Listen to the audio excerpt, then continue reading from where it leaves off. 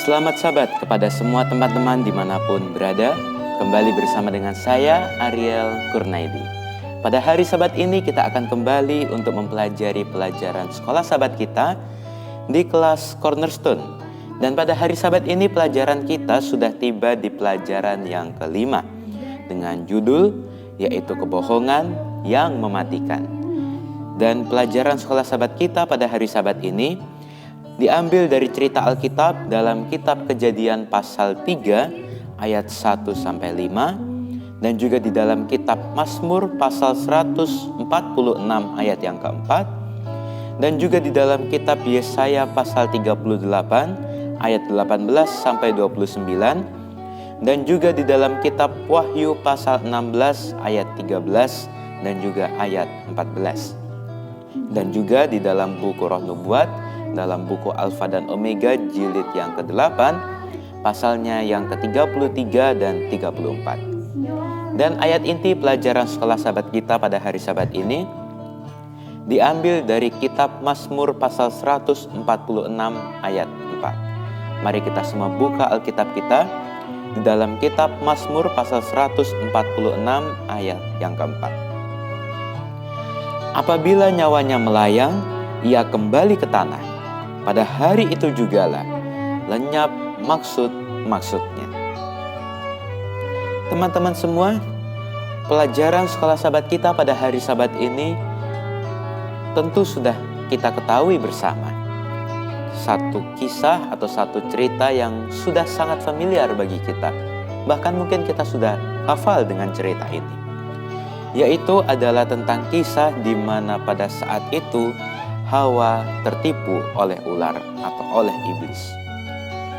Diawali di sini dengan satu kisah, yaitu perkataan ular kepada Hawa, di mana ular ini membujuk Hawa supaya memakan buah pengetahuan yang baik dan yang jahat itu, atau buah yang terlarang itu. Di sini ular mengatakan bahwa adapun ular ialah yang paling cerdik dari segala binatang di darat yang dijadikan oleh Tuhan Allah. Ular itu berkata kepada perempuan itu, "Tentulah Allah berfirman, semua pohon dalam taman ini jangan kamu makan buahnya, bukan?"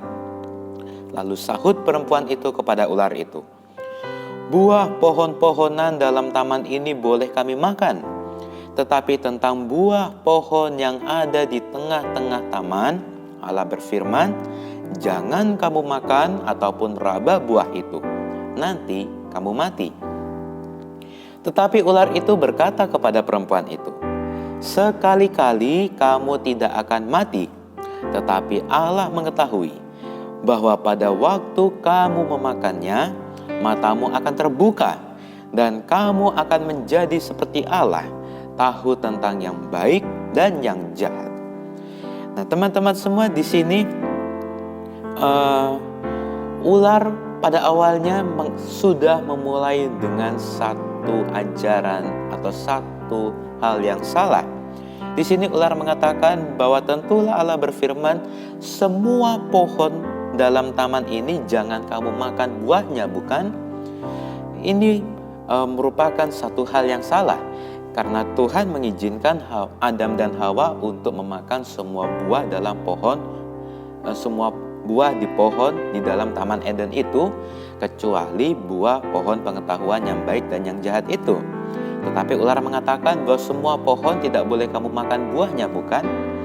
Dan Hawa akhirnya menjawab, "Oh tidak, buah pohon-pohonan di sini boleh kami makan, tetapi tentang buah yang ada di tengah-tengah taman itu Tuhan melarang untuk kami memakannya." Nah, tetapi ular ini kembali membujuk Hawa. Di sini dikatakan bahwa sekali-kali kamu tidak akan mati. Itu hal yang salah yang Tuhan katakan itu.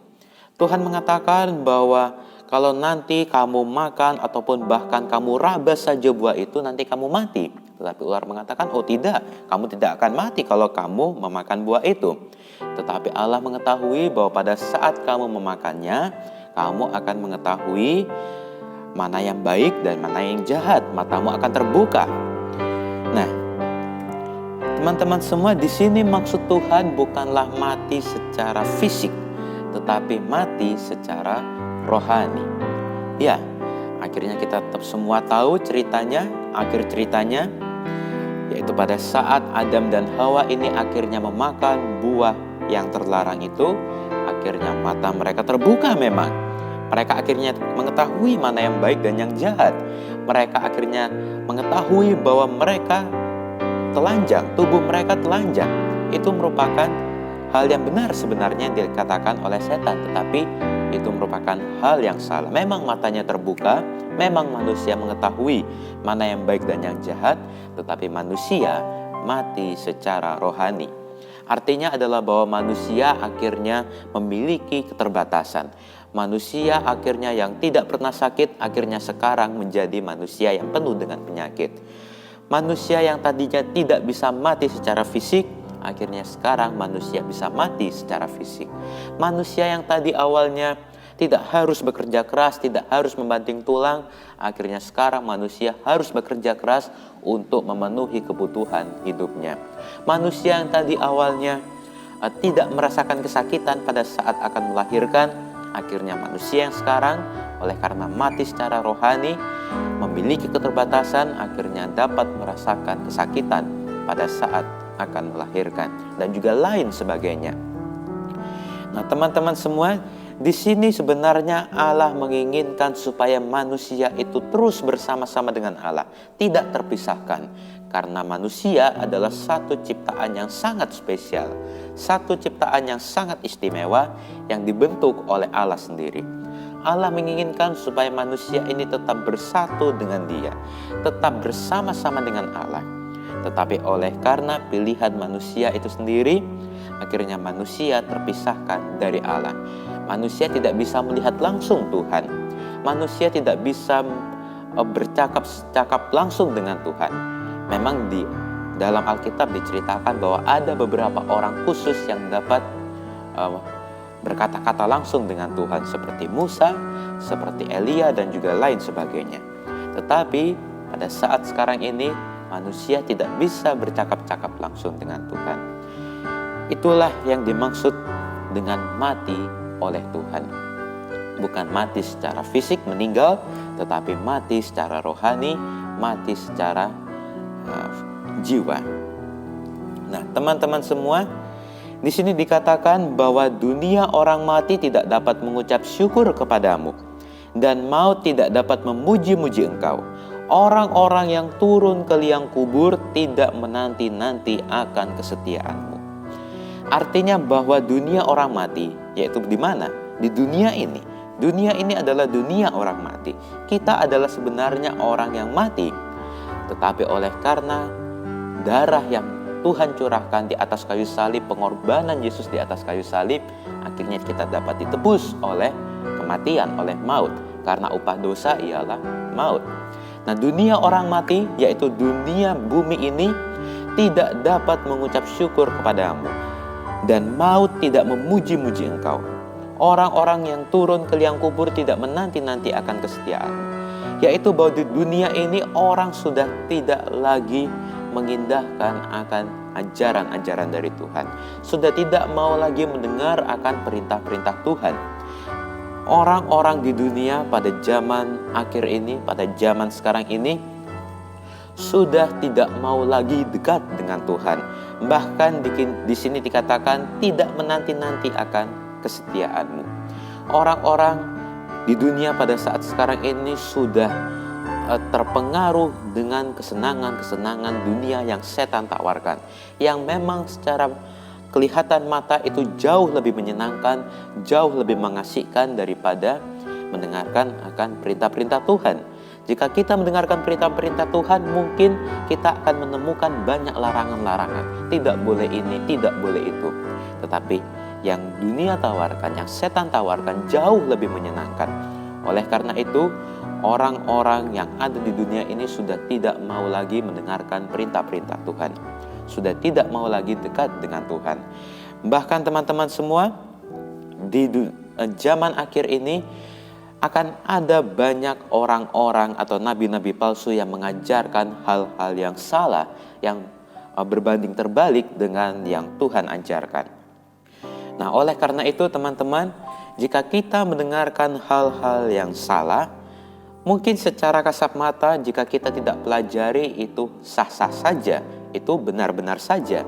Tetapi jika kita pelajari lebih lanjut, jika kita pelajari, kita bandingkan dengan firman Tuhan, dengan Alkitab, maka mungkin di sana akan terdapat kesalahan. Oleh karena itu, apa yang bisa kita lakukan? Yang bisa kita lakukan adalah kita terus mempelajari Alkitab. Rajin-rajinlah mempelajari firman Tuhan. Sehingga kita bisa mengetahui apakah yang kita dengarkan itu benar atau salah. Apakah yang orang ajarkan itu benar atau salah. Apakah itu sesuai dengan perintah Tuhan atau tidak. Jika kita sudah mengetahui perintah Tuhan, kita sudah memahami firman Tuhan, maka kita akan dengan bijak, dengan baik memilah manakah ajaran yang baik, manakah ajaran yang tidak. Karena jika kita tanpa mempelajari firman Tuhan, kita terima saja mentah-mentah, maka itu merupakan hal yang kedengarannya lebih mengasihkan, lebih menyenangkan. Oleh karena itu teman-teman semua, pelajaran sekolah sahabat kita pada hari Sabat ini mengajarkan supaya kita lebih tekun lagi mempelajari firman Tuhan, supaya kita bisa memilah ajaran-ajaran yang masuk, yang kita dengarkan ke dalam diri kita. Sama seperti judul pelajaran sekolah sahabat kita tadi, yaitu kebohongan yang mematikan. Jangan-jangan kita mendengarkan satu ajaran, yaitu suatu kebohongan. Jangan sampai kita mendengarkan ajaran yang kita dengarkan itu adalah sebuah kebohongan yang mematikan, yang dapat merusak diri kita, yang dapat membuat kita lebih jauh dari Tuhan. Oleh karena itu, kita harus selalu dekat dengan Tuhan, menyerahkan diri kita kepada Tuhan, meminta Tuhan supaya melindungi diri kita, dan juga selalu mempelajari firman Tuhan, supaya firman Tuhan itu selalu melekat diri kita, supaya jika ada orang yang berusaha untuk mengajarkan kepada kita hal yang salah, kita dapat dengan bijak menolak akan ajakan itu, menolak akan ajaran itu.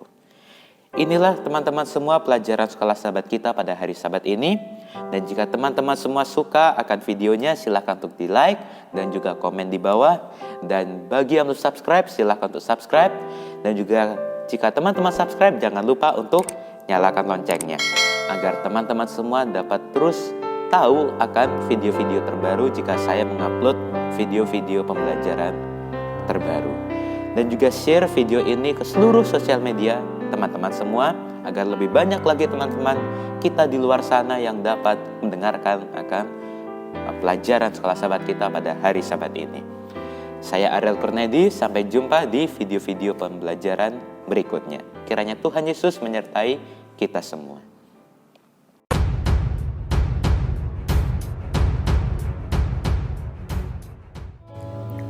Punya masker tapi tidak dipakai, apa gunanya jika mau selamat?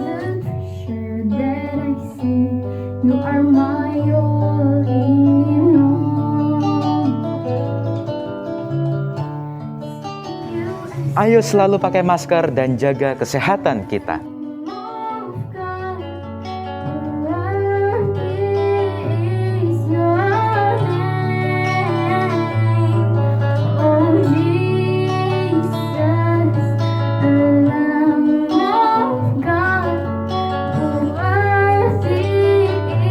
Your